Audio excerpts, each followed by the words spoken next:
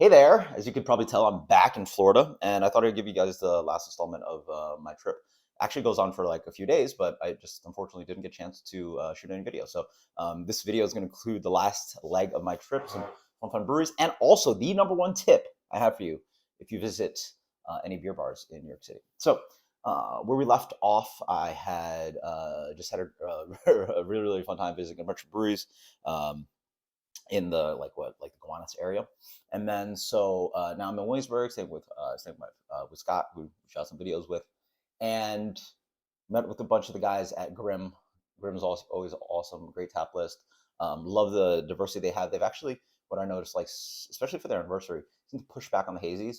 I mean, it's just a lot of breweries. I mean, like doing just like a lot of hazies. So I think it's actually pretty interesting to see sort of the correction sort of occur and breweries sort of like pulling back on how many hazies they have available. You know, there's XYZ hazy brewery that does majority hazies, and here we do maybe one or two, but we have other stuff available as well. So always great beers there. Um, yeah, just went out with the guys, and then actually for really fun stuff, we got to hang out back at the apartment and zombie dust now in the New York market. So just very shocking. I remember I had to trade that might have been the first beer I had to trade for about a decade ago, and now it just sits on the shelf in New York City. So we went to a random supermarket. Zombie dust is available. Really cool. Next day, I mean, obviously we had a little bit of fun. So for lunch, we had uh, I think it's Anthony and Sons. If you guys are ever in Williamsburg, it's near Beer Street. It's near Talea. Just Italian deli, but man, is that place busy and man is amazing. Sandwich might be like if I had to list like a style of foods as one of my favorite or of my favorites, sandwiches. So Anthony and Sons, highly recommended in Williamsburg. Um, Another cool thing. Actually, we'll probably talk about that later. But anyway, so moving on to the night, we went to Talea, which is pretty cool scene. What did I like about Talea? All the beers are generally solid. I actually sent one of the beers back, but then she gave me something else. But in general, the beers are solid. Beautiful space, and the cool thing about Talea is that it has just a different vibe. Um, I don't think they do liquor. They obviously have a little bit more, a little bit of diversity. I think every brewery sort of is just that, where it's not like, or especially in New York, where it's not, hey, here we just have beer flights and beer, and too bad if you don't like anything, right? Like more and more places are doing NAs and then um, canned something that is seltzery, right? Like things that are like beer adjacent, or maybe they carry wine, or just accommodating more and more people.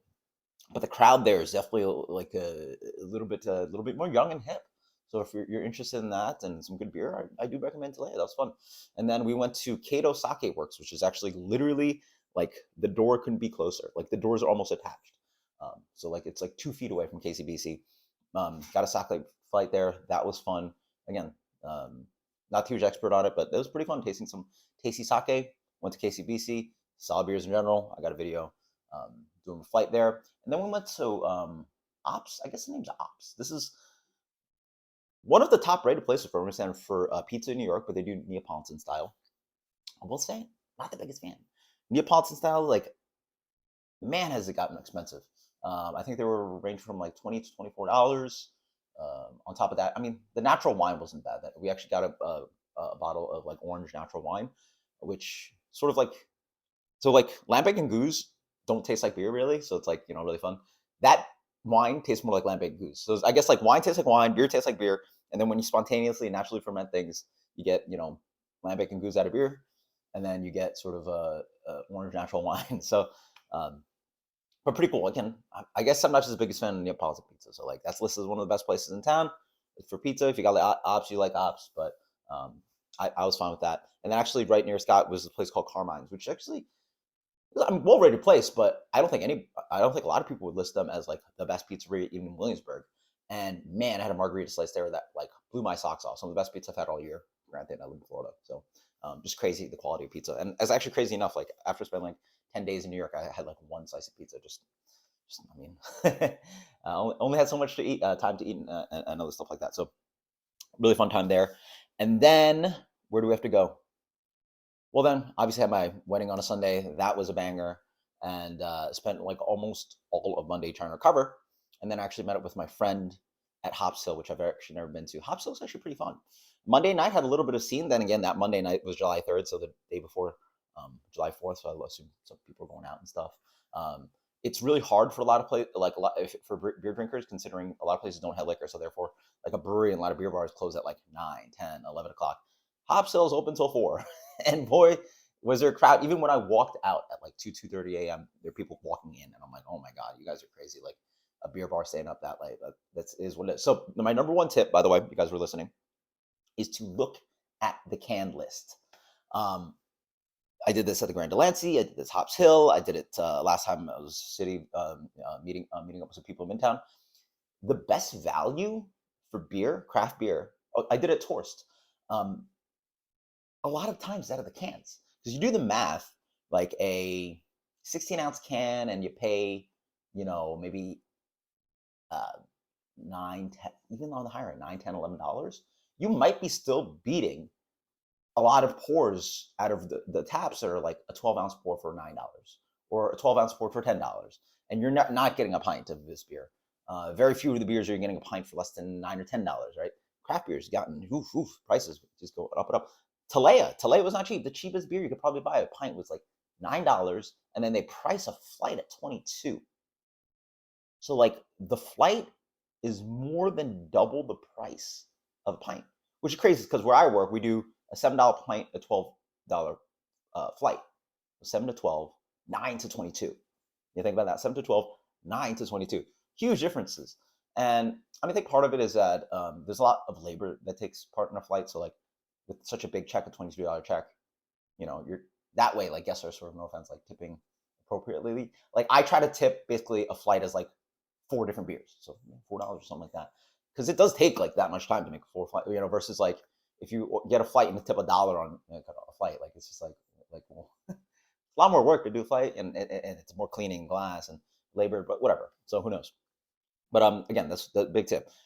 Try to do some math. Man, you have your phone, you do the calculator. This costs this dollars per ounce. And just do the math. And a lot of the cool stuff is not only on draft, but sometimes it's just available in can, right? You can't get Heady Topper and Focal Banger in on draft, but they have it in cans. They had Trillium in cans. There's just cool beers I was able to find that just have a lot of times are just better value, and also help diversify the tap list. Like some places only have such a big tap list, but their can list can be quite diverse and quite big. So now you're expanding the ability of like, well, I saw some cool beers on draft, but I actually want the canned beers instead. And the cool thing about the cans is that they're 16 ounces, so actually you can break pretty good value if you're splitting with a friend, right? It's like, I'll do 8 ounces, you do 8, and you pick a can, we'll split that, and you're actually like not only saving like dollars per ounce, but also like trying a good amount, doing 8-ounce pours instead of having to do a 12-ounce pour or a 16-ounce pour or something, right? So, and then what did I do on Tuesday? Tuesday, got to see the fireworks. Scott has a great view of the fireworks in Williamsburg, so that was really fun. Pretty fun, kind of nostalgic moment for me, like, enjoying like, wow, that's a crazy view of the Manhattan skyline, and hear the crazy fireworks. Makes me miss it sometimes. And then the next day I flew out, and then on the before my flight, I actually went to the city. Went to a place called Alla Antico Vinaio. So this is a place, if you go on YouTube, like it's in Florence, originally a Florence-based sandwich shop. The best sandwich in the world. Oh my god! And they have actually 2 locations in Manhattan now. So I was like, I gotta try this. Like I don't see myself flying to Florence anytime soon, right? So I got to try it. Pretty interesting. It's got this focaccia style bread, fresh sliced meats, and then instead of like slices of cheese, it seems like a lot of the sandwiches have this like kind of like buttery cheese bread. Um, Sort of looks like mayo, but it's like thicker than that. It's like sort of in between the consistency of like cream cheese and mayo, but it's very buttery. There's no, it's not egg based. It's just a cheese bread, and they put that on there with some topping stuff. I found my sandwich to be pretty like heavy or rich and salty, but very tasty. So maybe next time I go, I'd have to try something else on the menu. They make their own bread and all that kind of cool stuff. So one of the ticks that I definitely wanted to hit. I know I definitely didn't get to do a lot of things. Um, yeah, it's a fun trip. Uh, yeah, I don't know what else to say. Like, it was a really fun time. It's fun to be back home and back to the normal schedule. Because I will say, I'm quite healthy what I was doing. I'm trying to like squeeze in that much, to do, and obviously a lot of it was beer related. But I will say I do not go out at all. Like with my schedule, I work 4 to 5 nights a week, and with family and everything, I literally just don't really do much outside of work. So it's nice to have that, like, I don't know, what do you call it, like a it's a Rumspringa. I don't know. It's like like a 10-day marathon. Uh, Not very healthy. I'm happy to be back home and try to obviously take a break on the beer, or take it easy. Yeah, definitely take a break, take it easy on the beer, and then eat some normal food. Try to get back to feeling healthy again. But it was definitely a fun time. A lot of beer was to be had. I got a lot of the breweries and beer stuff that I wanted to get done. Food wise, not as much as I'd like, but hey man, uh, you got to do one of the you can only squeeze so much in. So I guess maybe if I took a bit lighter than beer, more food. I don't know, whatever. But it was a really fun time. If you guys want a full recap highlights, let's do the full recap highlights. What do we have at the end?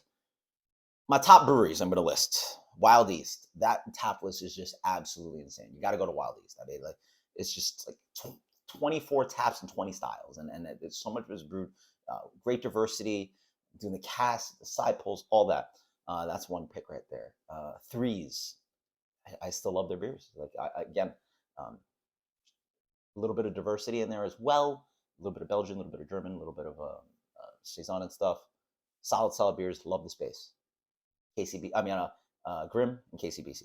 I think those are good picks. All right, let's go with that. Grand Delancey, still the best place in town to get a beer.